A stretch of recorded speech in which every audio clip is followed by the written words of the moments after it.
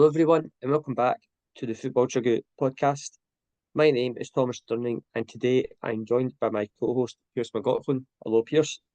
Hello, how you doing? I'm doing well. On today's podcast we will be reacting to last weekend's English Premier League and Scottish Premier League results. We'll also be reacting to last weekend's Carabao Cup Final between Liverpool and Newcastle, previewing Scotland's two big games against Greece.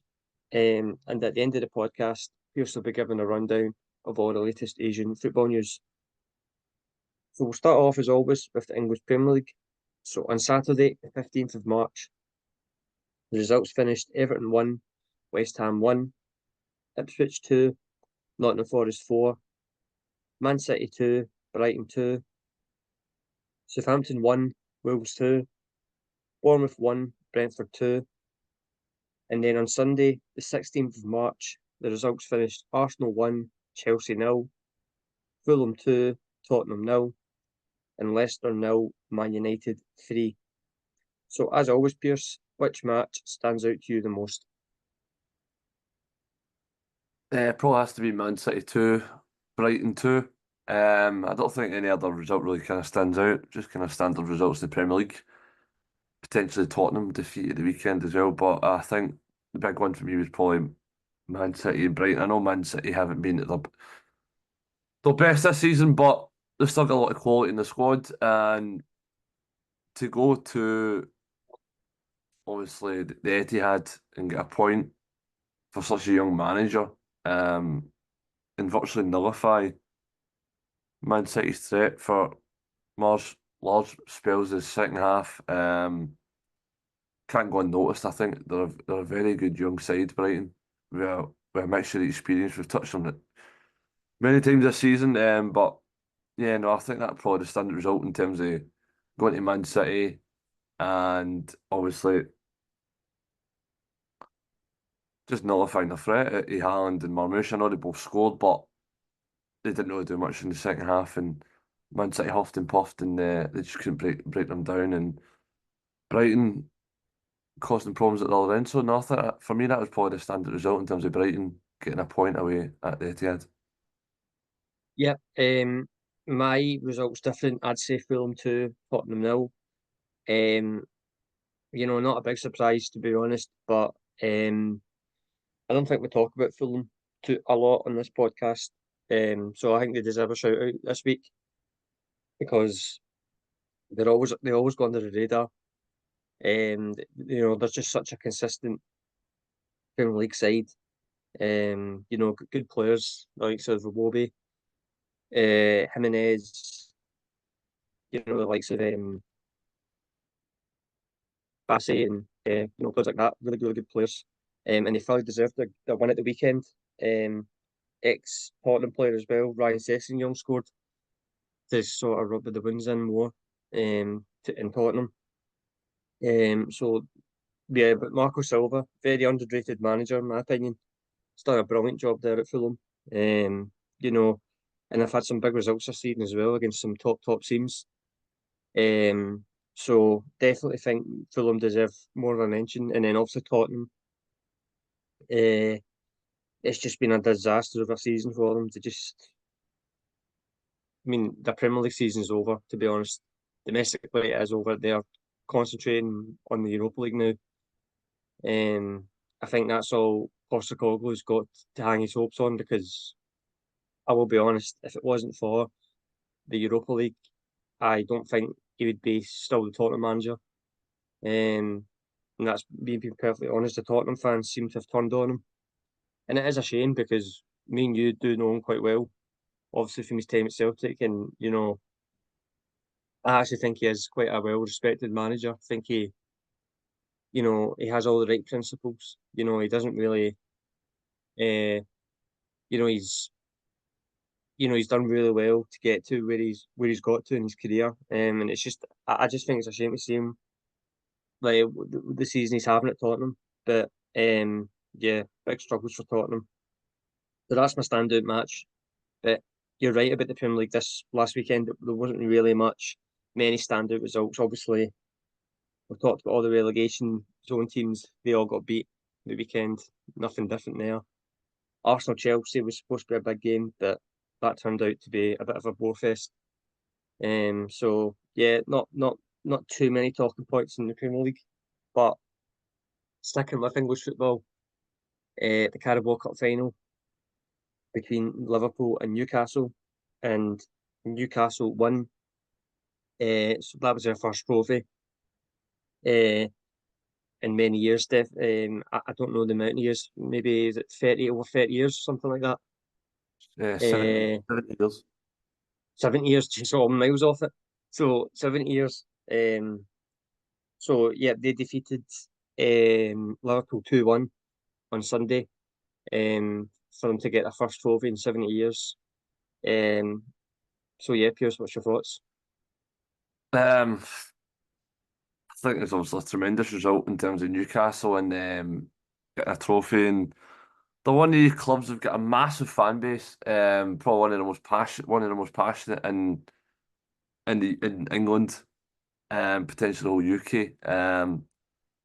And the fact is, like, they've got a squad. They've got a squad that's just a really good squad on their day. And they've been pretty inconsistent in the league this season, but they're a squad that's been assembled with not a lot of money.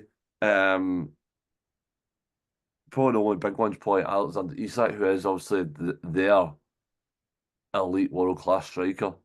And he's like a game changer for them, for me. And I think he can go to another level. Sorry, Newcastle fans, but just the quality he's finishing. But in terms of someone like an Arsenal to go to, it's not going to happen. He's too good for Arsenal. He needs to go somewhere bigger. Because he's proven that in the Premier League. And in the cup final, his second goal was ridiculous. The second goal was ridiculous. He just takes it first time casually and just slots it half volley into the bottom left hand corner. And I thought the whole team was superb. I think that was the difference. A lot of Liverpool's forward players were nullified in the game. And obviously and they had no Anthony Gordon, who was suspended after his red card in the previous game. And then obviously you had Lewis Hall, who's been a first choice left back, injured.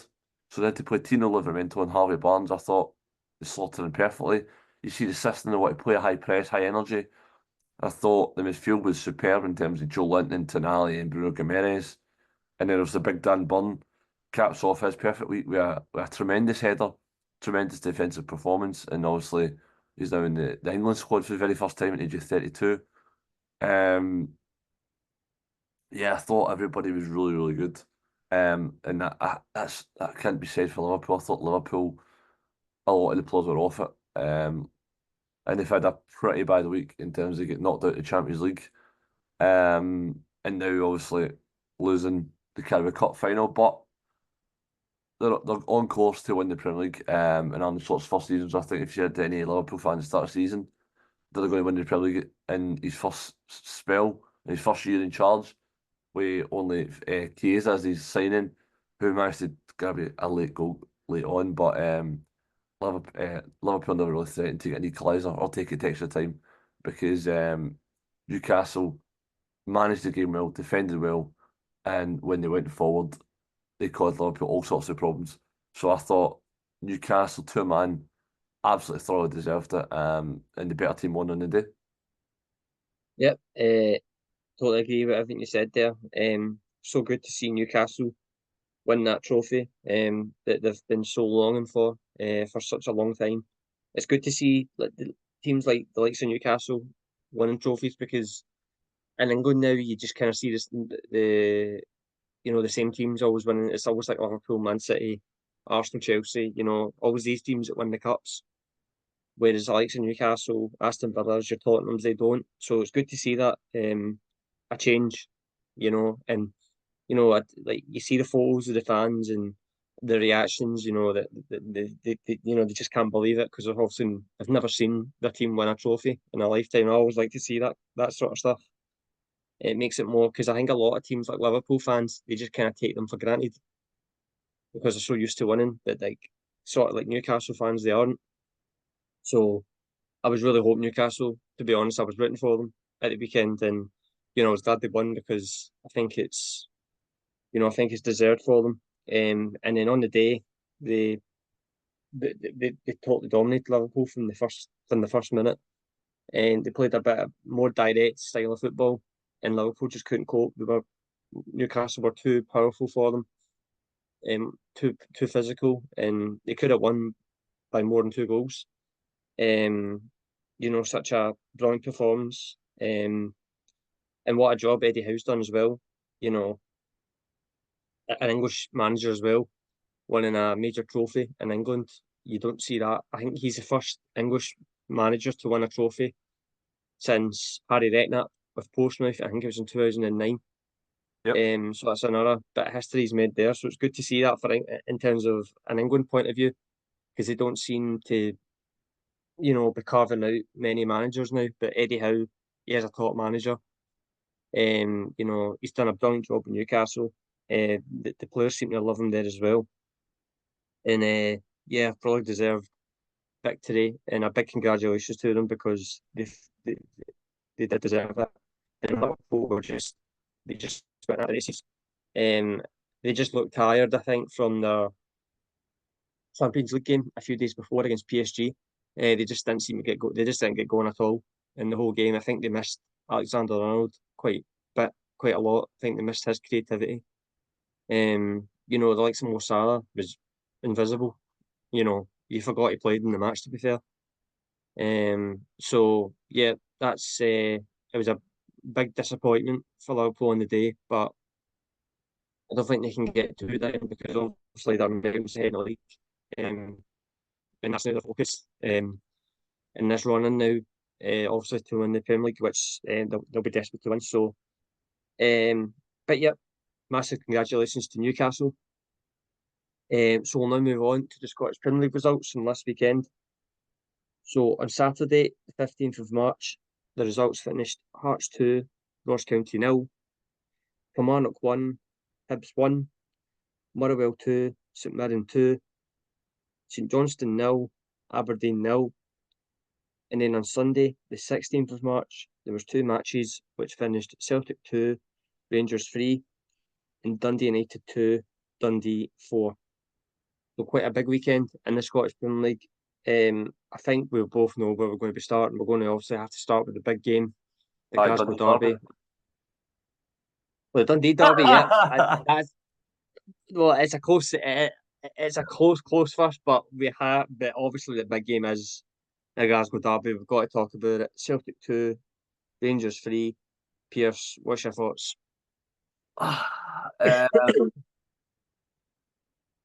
So it was for me. It was a mental game. I think it was, like you can say, it's the old cliche. It was a game of two halves. Because I thought Rangers set up like a European performance. They went with a 5 at the back with 2 sitters and then 2 10s with a lone striker. And they let Celtic have the ball between the 2 centre halves. And then once they try to find that pass at midfield, every man that was available was man marked. And it worked superbly.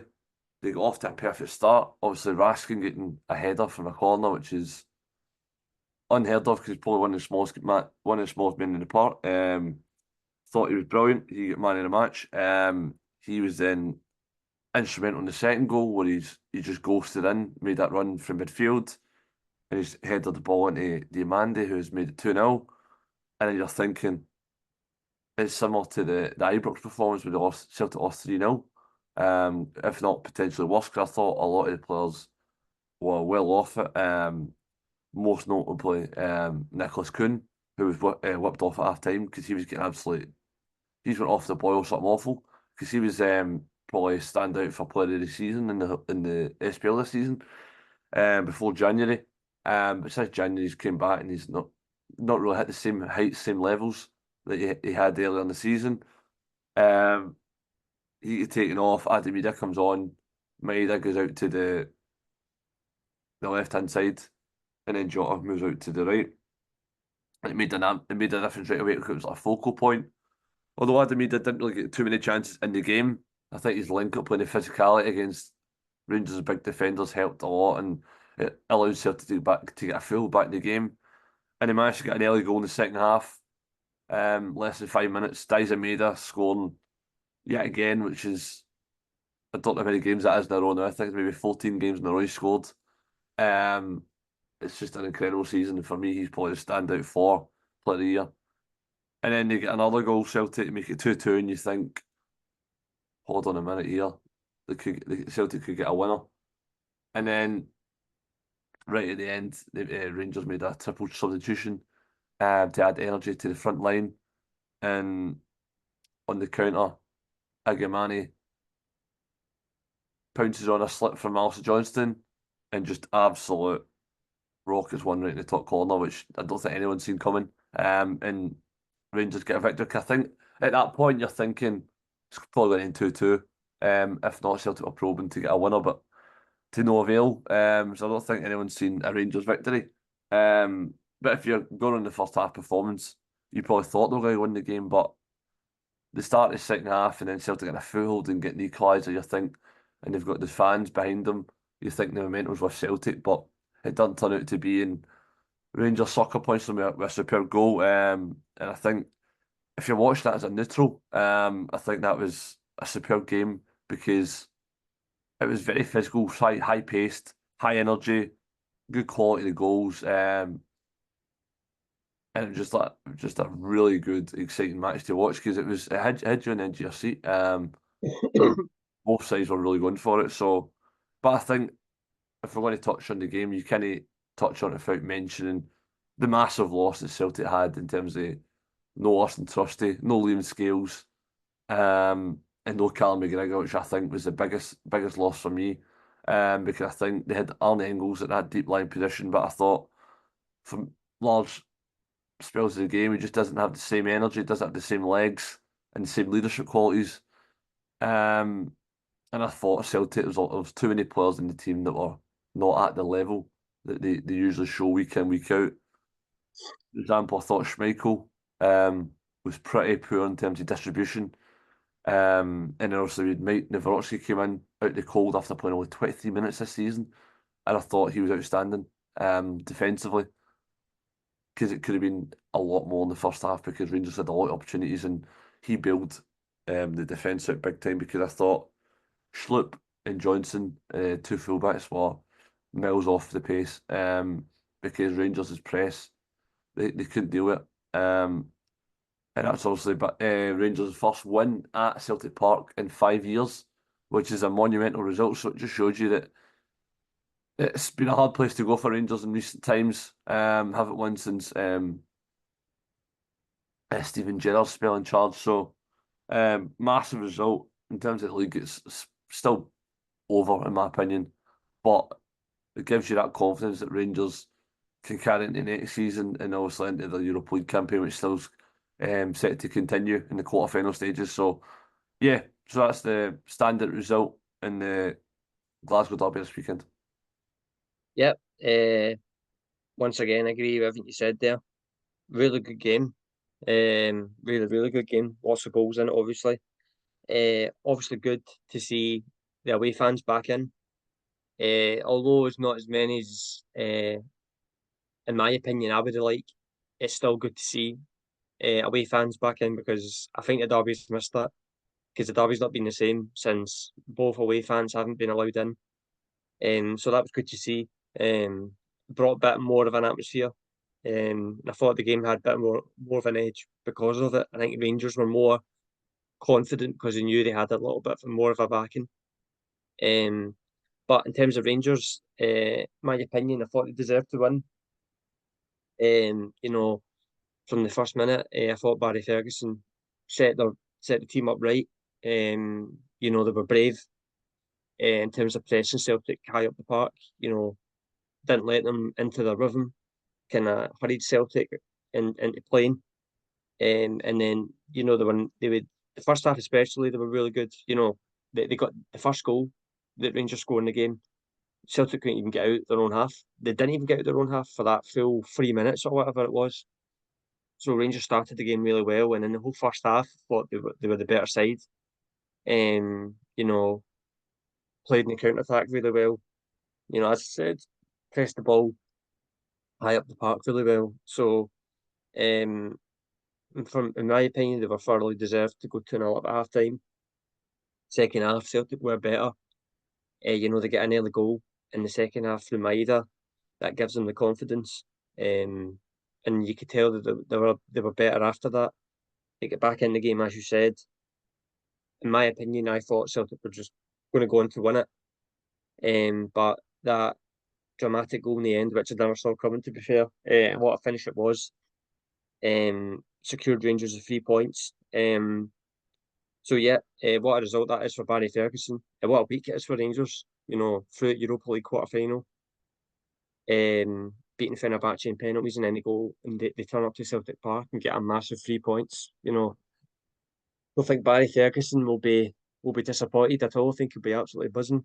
And if this is his audition for the manager's job full time, you know, he's going the right way about it at the moment. But very well done to Rangers. Thought they fully deserved the victory. Whereas Celtic on the day were very poor.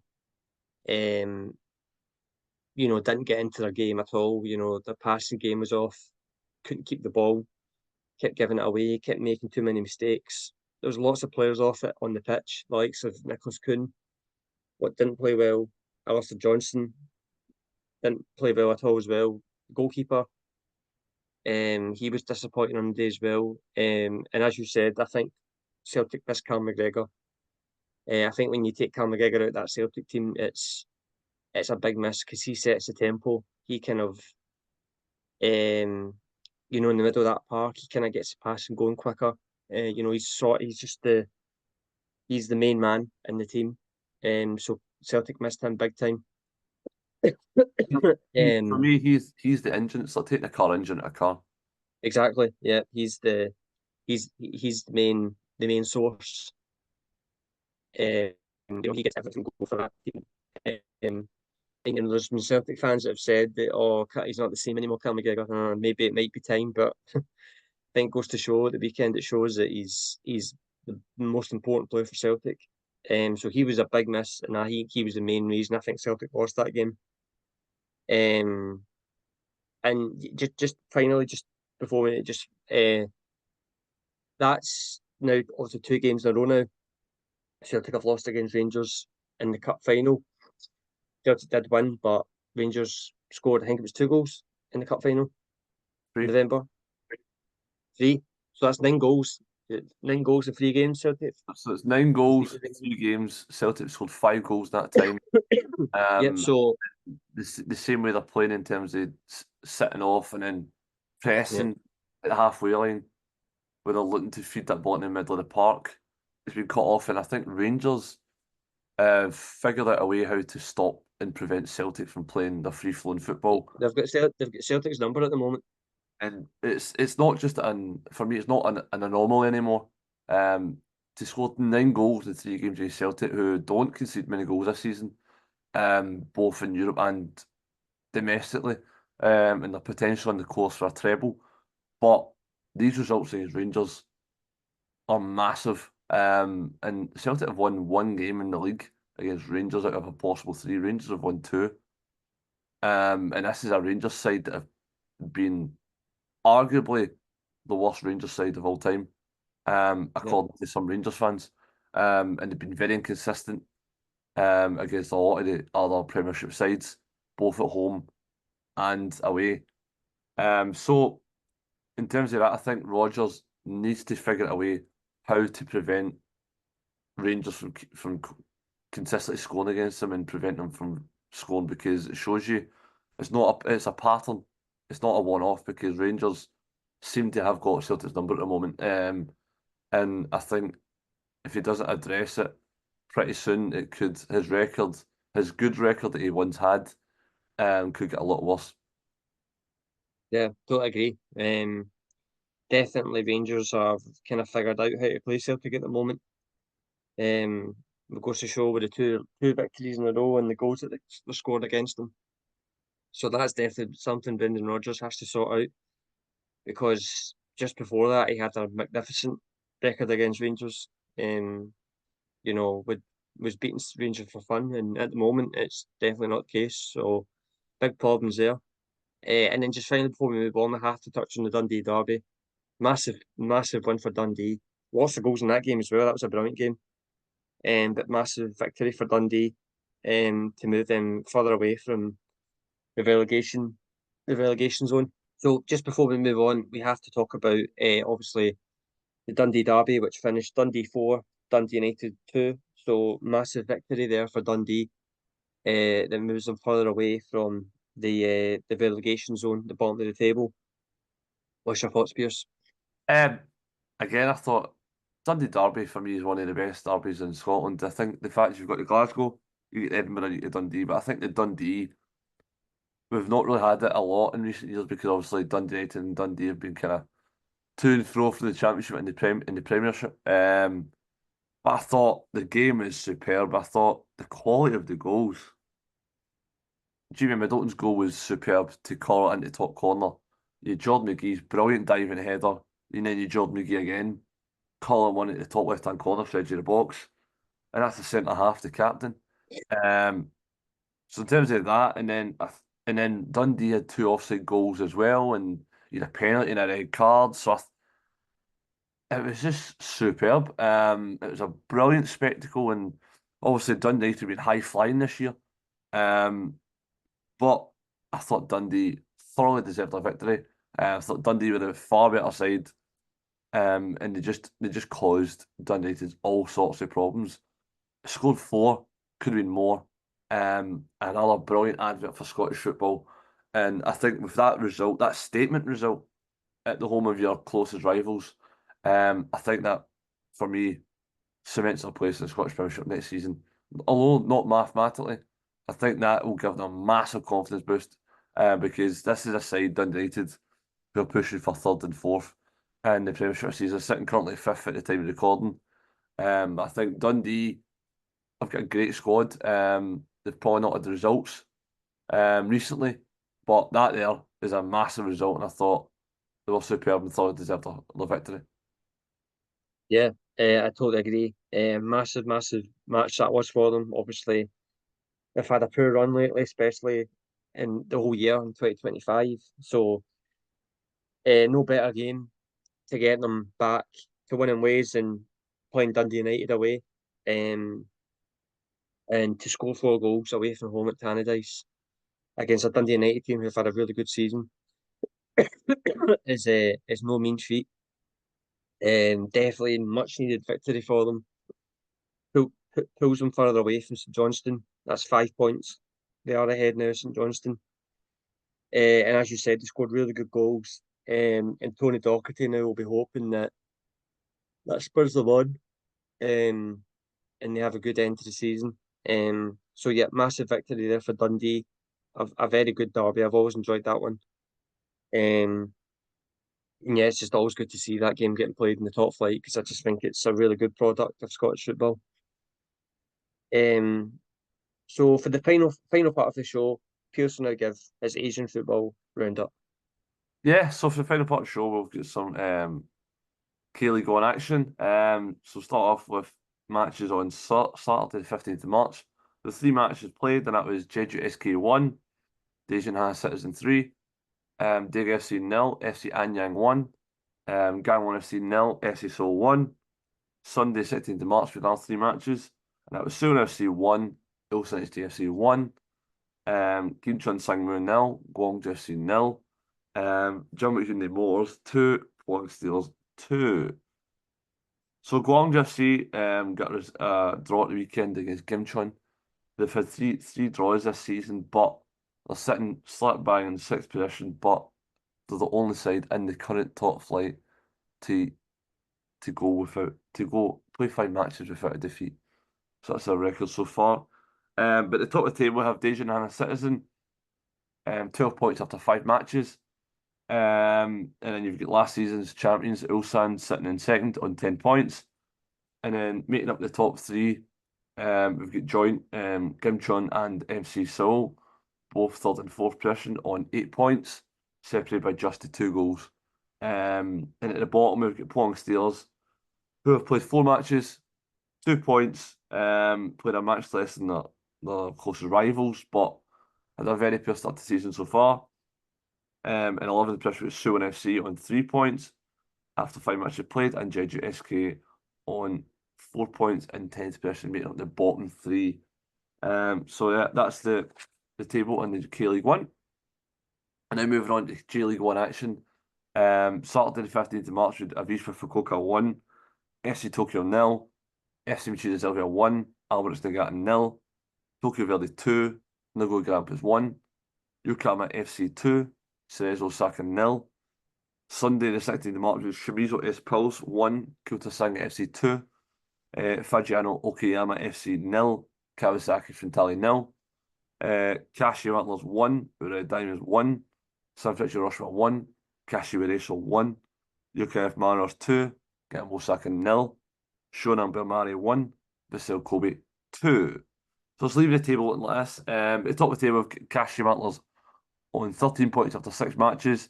Second position, we've got FC Michida Zelvia on 12 points, just a point behind. And then we get in 3rd, 4th, and 5th place, all on 11 points. Sanfrecce Hiroshima, Kashiwa Reysol, and Shonan Bellmare making up the top 5. But I have to mention that Sanfrecce Hiroshima are sitting in 3rd on 11 points, having played just the 5 games, so they've got a game in hand. So potentially could go back to top if they win their game in hand. And at the bottom half of the table, we have Nagoya Grampus, rock bottom in 20th position on 2 points. After 6 matches, we are -8 goal difference, so it's been a very poor start to this season. Having lost their captain last season, Mitch Langrak. They're also feeling the after effects of that transfer. 19th position, we've got Alberts Nagata on 3 points. And then Cerezo Osaka in 18th, making up the final relegation playoff place. And then just aside there, we've got Ura Diamonds and Vissel Kobe and UKF Mariners in 17th, 16th, and 15th position, all on 6 points, separated by just the 4 goals between the 3 sides. So in terms of other Asian football news, Celtic Japanese forward Daisen Maeda has been named as the Scottish Premiership Player of the Month for February. Daisen Maeda has 36 goals and assists this season, so has 28 goals, 8 assists in 42 matches in all competitions for Celtic this season, and what a season he is having. So Brighton and Hove Albion and Japanese forward Karo Matoma has been awarded the English Premier League Goal of the Month award for February with his spectacular goal versus Chelsea. In terms of other results, 7 draws in a row between Ura Diamonds and Kashiwa Antlers, which is now a J-League record for the most consecutive draws against the same club, stretching back to the 2022 season. So 2022 season, they played 2 matches in each other. Ura Diamonds 1, Kashiwa Antlers 1, Kashiwa Antlers 2, Ura Diamonds 2. 2023 season, Ura Diamonds 0, Kashiwa Antlers 0, Kashiwa Antlers 0, Ura Diamonds 0. 2024 season, Ura Diamonds 2, Kashiwa Antlers 2, Kashiwa Antlers 0, Ura Diamonds 0, and then this season, Kashiwa Antlers 1, Ura Diamonds 1. So 7 draws in a row is a crazy stat against the same side, but another record that's there to be made and broken. So interesting there. In terms of transfer, there's some transfer news. Brighton from South Korea. Brighton have completed a deal to sign 18-year-old Daejeon Hana citizen winger Yun Do-young. The 18-year-old South Korean winger is in England after travelling for medical tests and is set to sign a 4-year deal at Brighton and is set to go out on loan in Europe next season. The ACL Elite quarter-final are set with some mammoth ties in store. We have obviously 3 matches from that interesting us in terms of South Korean and Japanese sides. So we've got Friday 25th of April. The first match will be played in Saudi Arabia, and that is Al Hilal versus Gwangju FC, and that's set for a 7 p.m. kickoff. And the same day, we've also got, at the same time, we've got Yokohama F Mariners versus Al Nassr. Obviously, the Japanese side against Cristiano Ronaldo, which is got a monster tie. And then Kawasaki Frontale versus Al Sadd from Qatar. So I think probably the standout game for me anyway is probably Gwangju FC from South Korea, the only South Korean side left in the competition. And they're playing a team in Al Hilal, who are the current champions in Saudi Arabia, and they're the richest squad left in the AFC Champions League. And they're playing Guangzhou FC, who get the smallest budget, so it's the high spenders versus the low spenders. And Guangzhou FC have to even get to a stage is a monumental achievement for them. But they proved in the last round when they put out Vissel Kobe, last season G League One champions, out of the competition, having lost the first leg 2-0. I urge you to go watch the second leg back if you haven't watched it, because I thought Guangzhou were outstanding, most notably Jasir Sane, who for me is the best player in Guangzhou, and he could easily play at a higher level. What a player he is. So the clash features the team with the high squad value against the one with the lowest among the last 8, and that is all your latest Asian football news. Thank you, Pearse, and thank you everyone for listening to this episode of the Football Chuggu Podcast. This podcast will be available to listen to on the Football Chuggu YouTube channel and also the Football Chuggu website. Thanks for listening and see you soon. Bye-bye.